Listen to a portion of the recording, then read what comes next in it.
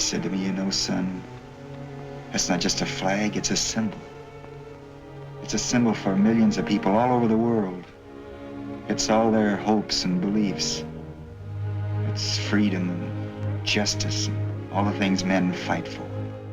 He played soldiers and sailors, cowboys and crooks, professors and presidents. But to us, Henry Fonda was Dad. He was an iconic movie star, but Dad considered himself to be just a working man, striving for perfection, honing his craft on screen and on stage. It was just the work he did. Dad was a hands-down performer, the kind of acting where he could deliver a brilliant performance without even lifting his arms. And in many of his roles, you can see this steady tension, this rock-solid stillness that stood for justice, democratic ideals, and honest character. When Henry Fonda said something on screen, you were inclined to believe it. You're worse than a liar.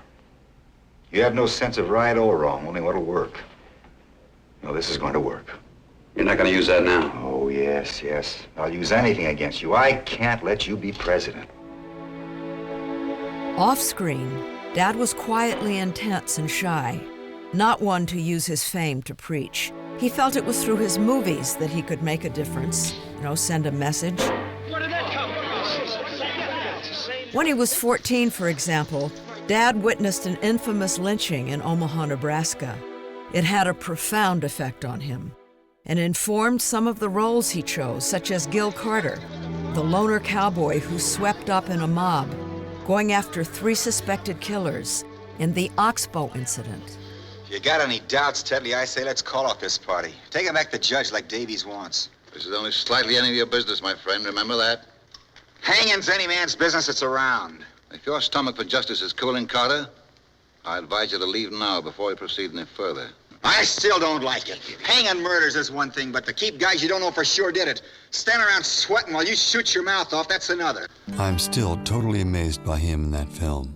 It is Dad at his best, playing himself and showing his great sense of justice. In the bar where the guilty lynch mob has gathered after committing their barbaric, dirty deed, Dad reads aloud a letter written by one of the hanged men addressed to his widow. You don't see Dad's piercing blue eyes, just his mouth in his Midwestern cadence, delivering the lines with more sure-shot honesty than people were ready for. There can't be any such thing as civilization unless people have a conscience.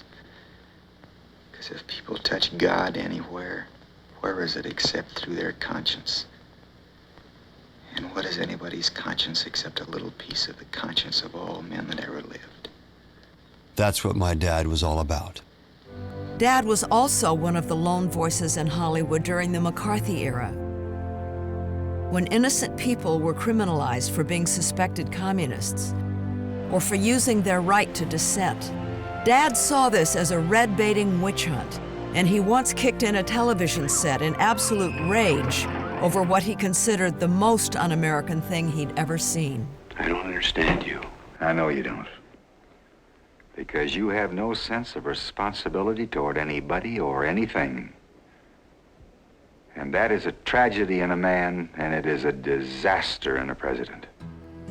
For years, Dad would go out of his way to shake hands with blacklisted colleagues, which prompted the U.S. State Department to pull his passport and some of his closest friends to call him a pinko. That hurt Dad a lot, but he never backed down from the truth. Never would. Not my dad. You all know he's guilty. He's got to burn. You're letting him slip through our fingers. Slip through our fingers? Are you his executioner? I'm one of them. Perhaps you'd like to pull the switch. For this kid, you bet I would. I feel sorry for you. What it must feel like to want to pull the switch. Ever since you walked into this room, you've been acting like a self-appointed public avenger. You want to see this boy die because you personally want it, not because of the facts. You're a sadist. Kill him, Molly! Kill him! As sure as he was in his convictions, my dad was also a man of contradictions. Warmth showed in his eyes, and yet he was a rather shut-down, standoffish person who hid behind his roles, expressing through them emotions he recoiled from in real life. Even though Dad did have his lighter moments, he just wasn't comfortable in his own skin of expressing his inner self. He really was conflicted in his own heart. As Katharine Hepburn said, Dad was a cold, tough nut to crack. That's why I think he was drawn to acting. It gave him many masks to hide behind, if only for a moment. But a few of his co-stars got through to the real Hank Fonda in some small way. He remained friends with Bette Davis for years. I said give me that hand for keeps. I heard you. And Barbara Stanwyck, well, he was just crazy about her. It so happens, heaven help me, I love you. You're taking an unfair advantage of me. The only reason I'm here with you is because there's a gun in my back. Sometimes that kind of wedding turns out very successfully. He may have hid behind a cast of characters, but at least it was a diverse crowd. In 1964's Failsafe, he is a steady, principled president struggling to prevent an accidental nuclear exchange. Colonel Grady, this is the President of the United States. The mission you are flying has been triggered by a mechanical failure. It is a mistake. I order you and the other planes to return to your base at once. Do you hear? At once. I can no longer receive tactical alterations by voice. I know that, but... But you're telling me I've been specifically ordered not to do. Damn it, Grady, this is the President! Then 5 years later, Dad starred in Once Upon a Time in the West.